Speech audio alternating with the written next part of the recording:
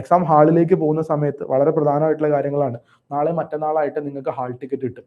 നാളെ മറ്റന്നാളായിട്ട് നമുക്ക് hall ticket കിട്ടുമ്പോൾ ഹാൾ ടിക്കറ്റിന്റെ ഉള്ളിൽ റിപ്പോർട്ടിംഗ് ടൈം എന്ന് പറയുന്ന ഒരു സംഗതി ഉണ്ടാവും. ഹാൾ ടിക്കറ്റിനകത്ത് എക്സാം ഡേ ലോജിസ്റ്റിക്സിനെ പറ്റിയിട്ടാണ് പറയുന്നത് കേട്ടോ. ലോജിസ്റ്റിക്സ് എന്ന് പറഞ്ഞാൽ എക്സാം ഹാളിലേക്ക് നമ്മൾ കടന്നു പോകുമ്പോൾ അവിടെ നടക്കേണ്ട കാര്യങ്ങളാണ്. റിപ്പോർട്ടിംഗ് ടൈം 11 മണി മുതൽ തന്നെ കുട്ടികൾക്ക് ഉണ്ടാവും. 11 മണി മുതൽ ഉണ്ടാവും. 11 മണിക്ക് റിപ്പോർട്ട് ചെയ്യേണ്ട ആൾക്കാർ, 11:15 റിപ്പോർട്ട് ചെയ്യേണ്ട ആൾക്കാർ, 11:30 റിപ്പോർട്ട് ചെയ്യേണ്ട ആൾക്കാർ, അങ്ങനെ ബാച്ച് ആയിട്ടായിരിക്കും റിപ്പോർട്ടിംഗ് ടൈം വെച്ചിട്ടുണ്ടാവുക. അത് ഗേറ്റിലുള്ള തിരക്ക് കുറയ്ക്കാൻ വേണ്ടിയിട്ട് എക്സാമിനർ ചെയ്യുന്ന ഒരു പരിപാടിയാണ്. ഐ എം ടെല്ലിങ്, നിങ്ങൾ 11 മണിക്കും 11:30ക്കും 12 മണിക്കും കടക്കേണ്ട ആവശ്യമില്ല. ടോപ്പിലെ സ്റ്റുഡൻസിനോട് മാത്രമായിട്ട് പറയുന്നതായിട്ട് വിചാരിച്ചാൽ മതി കേട്ടോ.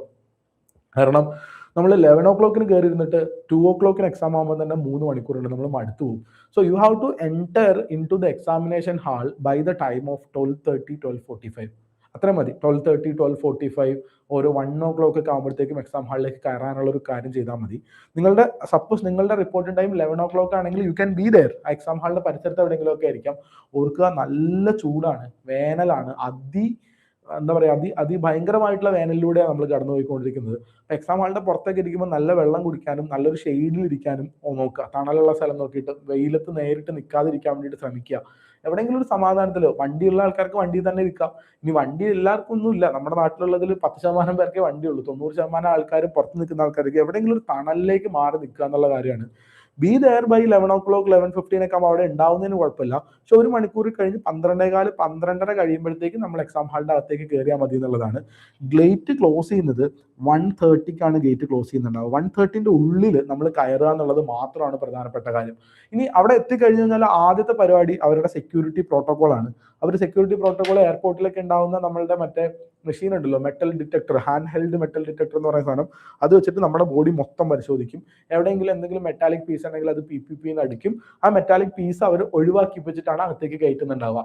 സോ മേ ബി നമ്മുടെ ഓർണമെന്റ് ആവാം, അരയെ കെട്ടിയിട്ടുള്ള ഏലസ് ആവാം, അല്ലെങ്കിൽ ഏതെങ്കിലും ഇന്നർ വെയറിന്റെ ഒക്കെ ഹുക്ക് ആവാം. ഹുക്ക് ആവാന്ന് പറഞ്ഞാൽ സിബ് മെറ്റാലിക് സിബ് ഒന്നും ഇല്ലടാ. നമ്മൾ സാധാരണഗതിയിൽ ഇടുന്ന ജീൻസിന്റെ സിബൊക്കെ ഇല്ലേ, ആ സിബ് വരെ നോൺ മെറ്റൽ ആണ് യൂഷ്വലി. അപ്പോൾ കുഴപ്പമില്ല. അപ്പൊ അധികം മെറ്റൽ പാർട്സ് ഒഴിവാക്കിയിട്ട് പോവാന്നുള്ളതാണ് കാര്യം. ഓർണമെന്റ്സ് ഒഴിവാക്കി വെക്കുക, മെറ്റൽ പാർട്സ് ഒഴിവാക്കി വെക്കുക.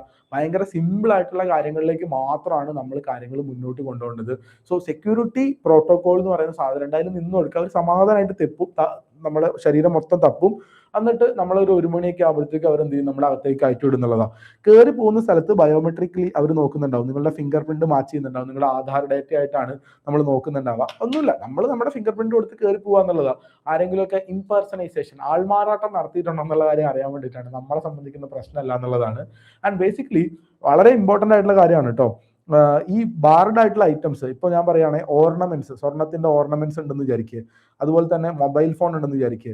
ഈ മൊബൈൽ ഫോണ്, ഓർണമെന്റ്സ്, അല്ലെങ്കിൽ ടാബുകൾ, ബാഗ്, ഇങ്ങനെയൊന്നും വെക്കാൻ വേണ്ടിയിട്ട് അവിടെ സ്റ്റോറേജ് ഉണ്ടാവില്ല. എന്ന് പറഞ്ഞാൽ നമ്മളിപ്പോൾ ഒരു വലിയ സ്കൂള്, നിങ്ങൾ +2 പഠിച്ച സ്കൂൾ ആലോചിച്ച് നോക്ക്.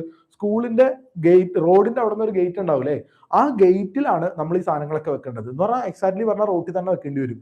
അല്ലാതെ സ്കൂളിന്റെ ഉള്ളിൽ കയറിയിട്ട് ഏതെങ്കിലും ഹാളിലേക്ക് ആ ഗേറ്റിന് അപ്പുറത്തേക്ക് ഈ സാധനങ്ങൾ കയറ്റാത്ത കാരണം ഓർണമെന്റുകൾ, മൊബൈൽ ഫോണുകൾ, നമ്മുടെ ID കാർഡുകൾ, ചിലപ്പോൾ 2-3 ID കാർഡൊക്കെ ആയിട്ട് ആൾക്കാർ പോകും. ഒരു ID കാർഡ്, ആധാർ കാർഡ് ഉണ്ടാവും, പാസ്പോർട്ട് ഉണ്ടാവും, വേറെ സാധനങ്ങളൊക്കെ ഉണ്ടാവും. ഒരു ID കാർഡ് കൊണ്ട് നമുക്ക് അകത്തേക്ക് കയറാം. മറ്റേ ID കാർഡ് നമ്മൾ വെക്കേണ്ടി വരും. എവിടെ വെക്കേണ്ടി വരും? There is no space. അവിടെ അങ്ങനത്തെ ഒരു സ്പേസ് ഇല്ല. അപ്പൊ അത് ഏതെങ്കിലും പേരൻസിന്റെ അടുത്തേക്ക് കൊടുത്തേൽപ്പിക്കുക എന്നുള്ളതാണ്. പേരന്റ് ആരെങ്കിലും ഒരു ഗാർഡിയനോ കൂടെ ഉണ്ടാവും എന്നുള്ളതാണ് കാര്യം. അവരുടെ കയ്യിൽ കൊടുത്തേൽപ്പിക്കുക എന്നുള്ള കാര്യം. അപ്പൊ എക്സാം ഹാളിലേക്ക് നോക്കുന്ന സമയത്താണെങ്കിൽ ഭയങ്കര സിമ്പിൾ ആയിട്ട് ആലോചിച്ച് നോക്കുക. We should be entering the exam hall by 12:30. അത്രയേ ഉള്ളൂ. 12:30, 12:45 പോയാൽ മതി. ഇവൻ തോ 11 o'clock ആണെങ്കിൽ കൂടി 12:30 ആകുമ്പോൾ കയറിയാൽ മതി. മടുത്തു പോകും. അതുകൊണ്ടാണ് എക്സാം ഹാളിന്റെ ഉള്ളിൽ ഇരുന്നിട്ട്. സോ പുറത്തിരിക്കുക. ഭക്ഷണം കൊണ്ടുപോകാം കേട്ടോ, ഭയങ്കര ഇമ്പോർട്ടന്റ് ആണ്. ഫുഡ് കൊണ്ടുപോകാം. ദഹിക്കാൻ എളുപ്പമുള്ള ഒരു ഭക്ഷണം കൊണ്ടുപോകാം. ക്യാൻ ബി സാധാരണ കഴിക്കുന്ന ഭക്ഷണം, ചോറോ ദോശയോ അങ്ങനത്തെ എന്തെങ്കിലും സാധനങ്ങളാവുന്നതാണ് നല്ലത്.